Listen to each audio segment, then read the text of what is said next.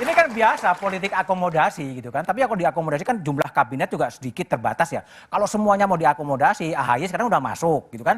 Nanti akan gimana tuh Pak politik Nusron akomodasi? nanti nggak dapat. Pak Nusron nggak dapat kata Bang Sukur tadi. Gimana Bang Nusron? Pertama begini ya. Sebelum sampai ke sana, saya ingin menggunakan hak saya untuk menyampaikan klarifikasi beberapa hal. Ya. Pertama tadi menyebut bansos. Bansos.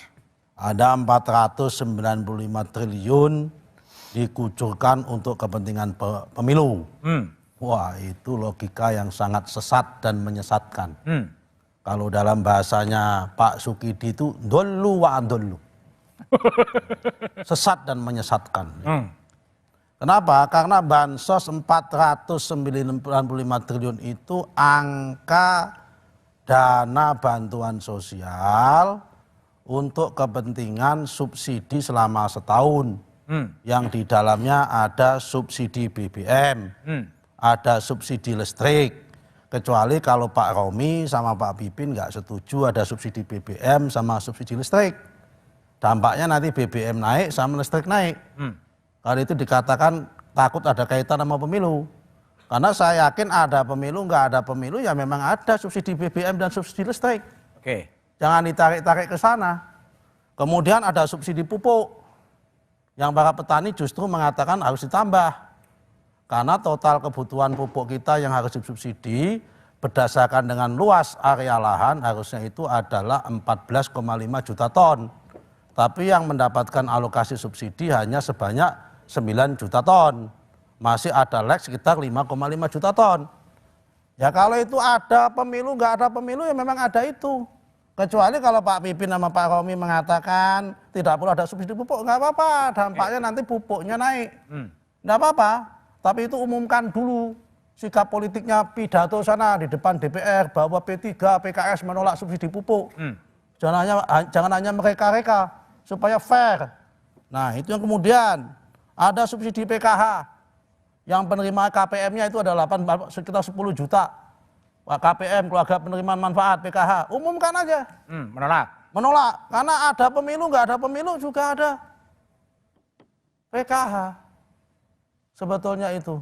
Jadi kalau kemudian orang mengatakan ada politisasi, apalagi kemudian personifikasi terhadap bansos dan sebagainya itu orang yang tidak paham terhadap kondisi lapangan.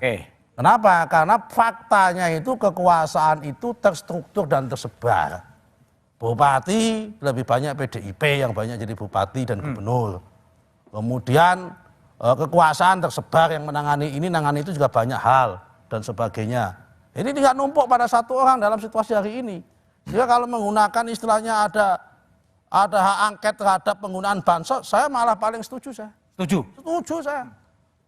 Kalau ada penggunaan bansos mau diangket. Biar tahu semua publik. Oke.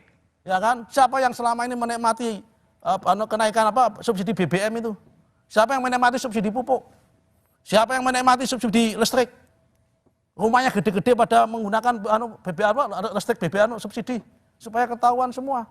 Kalau ada soal kayak gitu, karena ini tidak ada kaitan relevansinya dengan masalah politik.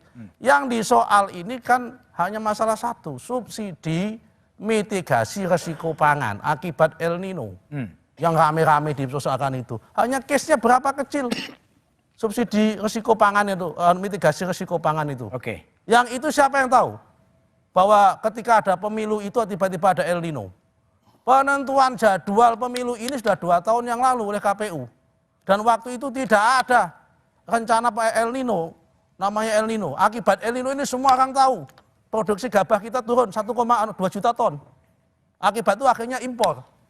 Nah kalau kemudian yang namanya subsidi mitigasi risiko pangan diberikan pada bulan Maret, bulan April. Telat. Ya telat yang sudah panen raya. Oke. Justru yang namanya, kita tahu nggak ada MT1, MT2, MT3. MT1 itu masa paling rawan. Karena MT3 karakter lahan kita itu non teknis. Baik. Semua produksi pada MT3 itu menurun. Pak Romi kan mantan ketua Komisi 4. Oke, baik. Tentunya paham soal ini. Oke, Romi, gimana?